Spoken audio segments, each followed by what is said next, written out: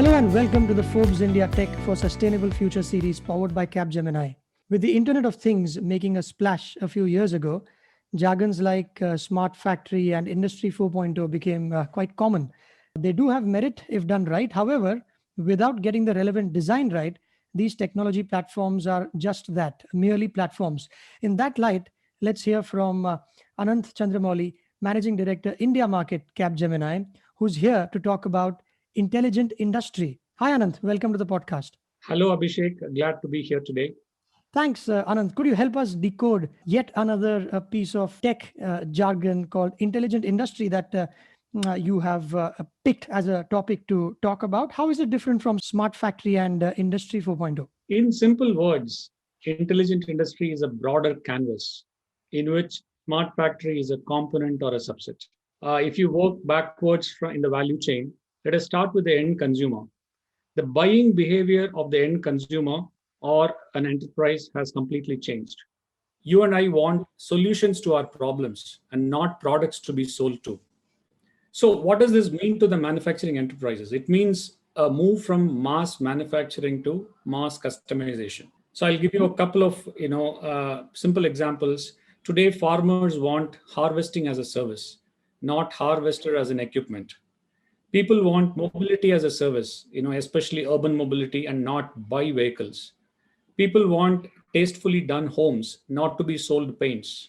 And this is what we call as the servitization paradigm. So, in a nutshell, every enterprise in the manufacturing world is forced to embrace servitization, which is evolving from being a product seller to a solution provider to their customers or end consumers. And this is what intelligent industry is all about. We can double click on this as we go forward, Abhishek. Right. So, in other words, it sits above these applications called Smart Factory and Industry 4.0. You're talking about it being a philosophy of sorts where intelligent industry is about, you said, not peddling products, but offering solutions, which also means that you have to be that much personalized because every customer is different from the other. So, how is it in today's context? Why intelligent industry now? Before that, I'll give you a couple of anecdotes again, right? We have seen Dell selling customized laptops a couple of decades back, where we could choose configurations like chipset, memory, etc. Scale that to a truck. Capgemini has been working with one of the largest truck manufacturers in the globe on their modular business program, which in a nutshell is to enable them to achieve what we call as the design to build integration. What this means ultimately is to offer complete flexibility for the buyer to pick and choose the vehicle configuration based on end use. Because as a fleet operator, you would imagine, the trucks may be used for transportation of eggs or plastic pipes or cotton piles to cars and now to vaccines. So finally, it has kind of come to a stage where even a truck manufacturer is looking at selling what the end customer wants. And the second example, as I gave you, is the harvesting as a service. A farmer today, may be farming in a very small sized land or a mid-sized land. The terrains may vary, the crops harvested may vary. And hence the OEM, the agri equipment manufacturer, is trying to provide an end-to-end solution to the farmer in this case. And these harvesters can be fitted with sensors to ensure, optimal usage, and they end up providing the right solution that is acceptable to the farmers. So this automated feedback loop also, ensures that they can identify bottlenecks during each customer interaction, and they can actually feed it back to their R&D department to better design and innovate products. Right. And all this is that much more relevant today, right? In the era that we live in, the global pandemic, which has changed the way we do things. In that context also, is it that much more relevant today, or will it slow down a little bit? No, Abhishek, I think you touched upon a very important point. So I believe there are three important reasons as to why intelligent industry now. Okay, the first one is the multitude of technologies, what we call as information technology and operations technology. Information technology is the regular mobile apps and the ERP systems that we have had. Operations technology is the IoTs and sensors that are actually kind of closer to the machines. Today, there is a true acceleration and adoption of these two technologies by consumers. And there is a convergence that has happened, be it artificial intelligence, voice recognition, 5G, cloud or edge computing, there is maturity, acceleration, and convergence of technology that has happened. That is number one. Second, this has resulted in the ability to servitize everything and create more value in the ecosystem, okay, which was not feasible a few years back. And thirdly, there is tremendous amount of competition as well as collaboration happening across all industries. Okay, let us take our example closer to home. A Reliance Geo, we don't know whether to call that as a retail company or a banking company or a telecom company. They've really kind of converged. The industry lines are blurring. Okay, in Capgemini's case, we recently created a healthcare ecosystem in Europe, which actually kind of comprised of Sanofi, Capgemini, Generali, and Orange, four players from different parts of the industry sectors to provide a comprehensive solution to the end consumer, in this case, a patient. Likewise, in the automotive world, mobility as a service has kind of clearly picked up. You have the CASE paradigm, which is nothing but connected, autonomous, shared, and electrified vehicles that is bringing in completely outside players that one would not have imagined. They are actually kind of challenging the large established car manufacturers, right? So with all these three things, the environment changing, the macro trends changing, I truly believe intelligent industry paradigm is now on here. Again, just taking a thread, there was a time when there used to be a shop, people would come and buy whether it was a soap or a piano from that department store. But now e-commerce has gone to a different level where it can even predict what you might buy next, or also offer you what others have bought, which also is about 7 years old. So things are indeed changing at a fast clip. Any other examples that come to mind in addition to the ones that you offered? When we talk about the seamless confluence of information technology and operations technology, okay, this is everywhere today, from what I call as a beating heart to a flying airplane. Okay, so let us talk about the healthcare space. Capgemini was involved in the design of a connected pacemaker. Pacemaker has been around for decades, but what we have done is, make it connected to the patient's mobile app, okay, which continuously in turn shares real-time parameters about the health of the patient to the physicians, and then finally to the drug manufacturers themselves, because they know how their drug is acting on the patient. This enables a complete closed loop monitoring. The immediate thing that happens is, the physician intervening appropriately to help the patient in real time. So this is a fantastic example in the healthcare space. Talking about the flying airplane, we also worked with an aircraft manufacturer to create something called the connected airplane platform.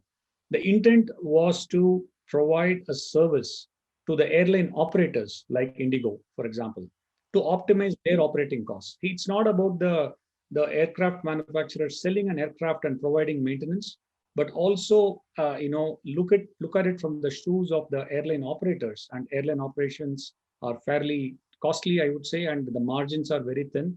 So the intent of this connected airplane platform is to help optimize the operating cost of the airline operators, right? So these are two examples I could think of where there is absolutely seamless confluence of information technology and operations technology. Right. In fact, airlines can go to some crazy lengths to save costs. Even the paint that they use on the exterior of the airline, they'll determine what quality or what material should be used based on whether or not it adds to the aerodynamic drag. Even if there's a marginal saving that they can do, or even the carpet that they lay on the floor, or the quality of seats that they take. So yes, every 2 kilos that gets added on an aircraft consumes X liters of fuel, which translates to a lot of money. I think when it comes to costs, the example that you offered is quite pertinent. So where do you see intelligent industry evolve over time? It's obviously not a new concept.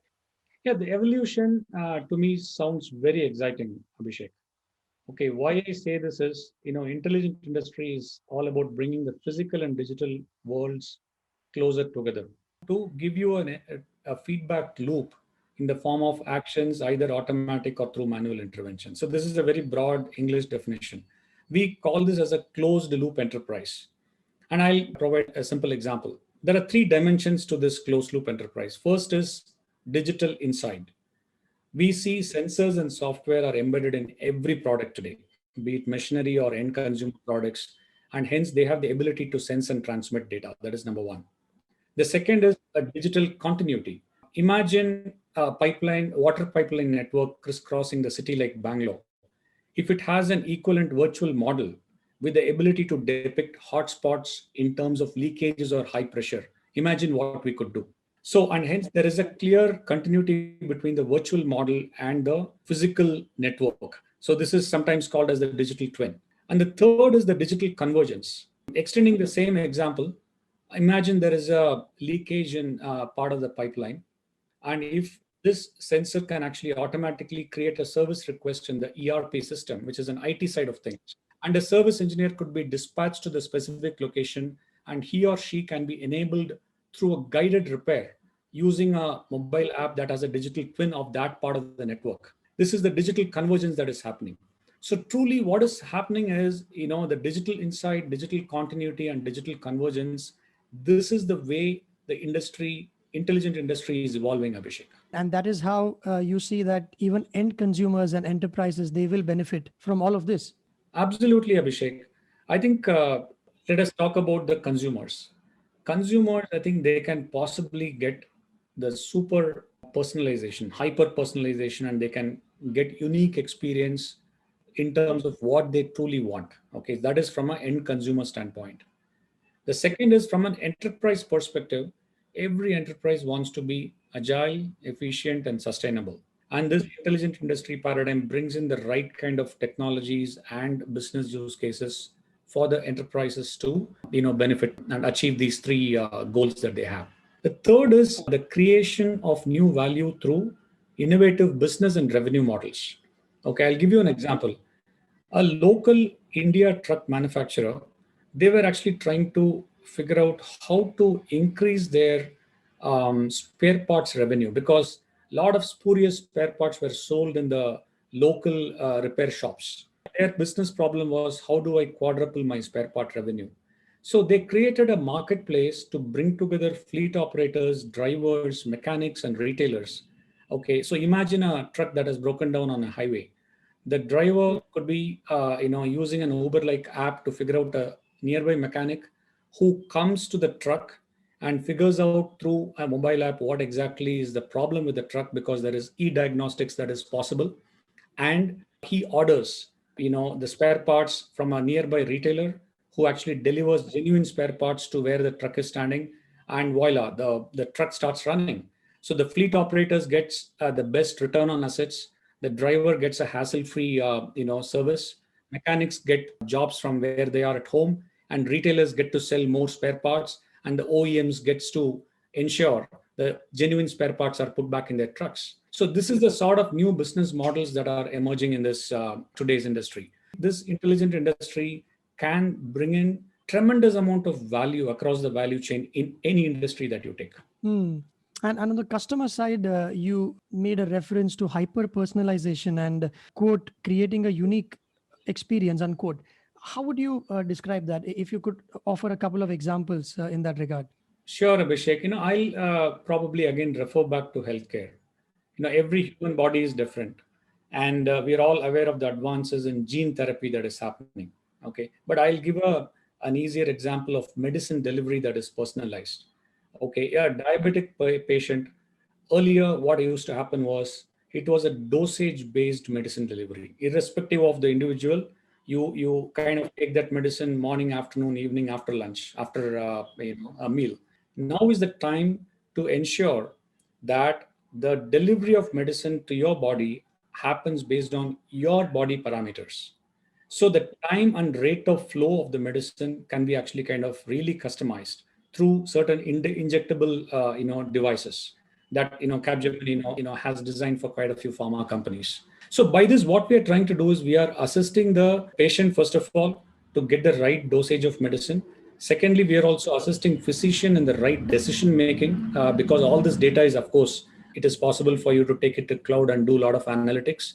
Ultimately, we are talking about a scenario where an automated delivery of medicine in real time is possible. So this is the sort of hyper personalization that one would imagine, and the time is not very far away, I think, Abhishek. Indeed. And in the interest of time, the last one, Anant, is intelligent industry is no longer just a jargon, the way you describe it. Is it that clients that you deal with, how is it on their side? If you were to step into their shoes, are they embracing it wholeheartedly? Or is it more like, given the competition and given the disruptions that occur in any industry because of technology, that they don't have a choice anymore? Abhishek, you were spot on with your choice of words. I think they won't have a choice. Victor Hugo's quote comes to my mind. No force on earth can stop an idea whose time has come. And I believe that holds good for intelligent industry. And I have been enamored by, Yuval Harari's books, Sapiens and Homo Deus. Okay, especially in Homo Deus, you look at the possibility of a full-blown digital twin of a human to come up during sometime during the century itself. If that is the kind of technology evolution we are talking about, I guess inanimate machines or gadgets could be brought to that level very quickly. And hence, the intelligent industry paradigm is far more closer to us than what we think. And hence, the enterprises don't have a choice but to embrace and adopt it more and more. On that optimistic note, Anant, thank you very much for your time on this podcast. Thank you very much, Abhishek. Thank you. And this was Forbes India Tech for Sustainable Future series powered by Capgemini. You can find this podcast on ForbesIndia.com as well as on any of your podcasting sources, whether it be Spotify, Stitcher, iTunes, Google Podcasts, Apple Podcasts. Thank you very much.